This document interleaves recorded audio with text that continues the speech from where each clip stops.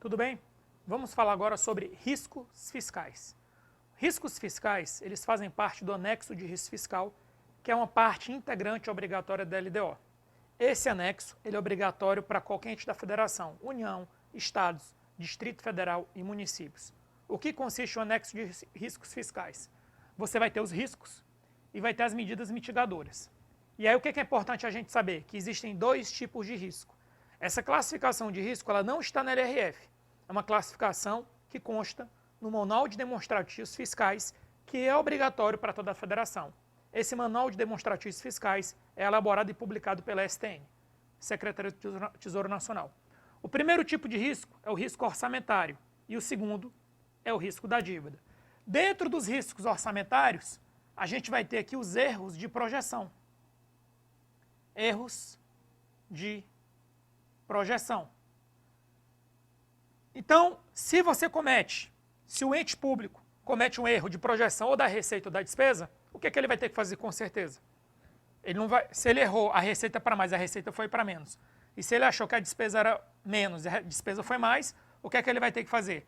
Ele vai ter que contingenciar algum tipo de despesa. O contingenciamento é uma das principais medidas mitigadoras quando você tem um erro de projeção. Então, o risco, um erro de projeção da receita ou da despesa, medida mitigadora, contingenciamento. Você vai contingenciar alguma outra despesa para poder realocar para outra despesa que você não pode, por exemplo, contingenciar, como, por exemplo, despesa com o pessoal.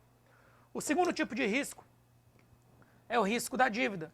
Aqui a gente vai ter demandas judiciais, calamidades. Se uma calamidade se confirmar, o que é que vai acontecer? Calamidade pública. O risco, calamidade pública, medida mitigadora, abrir um crédito extraordinário para ajudar. E aí, por fim, duas perguntas. Precatórios. Entra ou não entra no anexo de riscos fiscais? Sim ou não? Demanda judicial é uma coisa, precatório é outra. Precatório não entra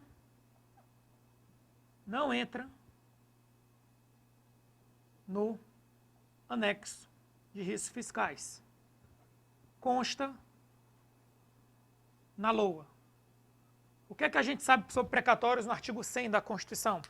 Se um ente público ele é notificado de um precatório até o dia 1º de julho de 2021, por exemplo, até o dia 1º de julho de 2021, esse precatório tem que ser incluso na LOA 2022 e ser pago até 31 de dezembro de 2022. Se esse precatório for recebido após 1º de julho de 2021, ele vai entrar na LOA de 2023, ou seja, ele sempre entra. Precatório entra na LOA. Riscos repetitivos deixam de ser riscos.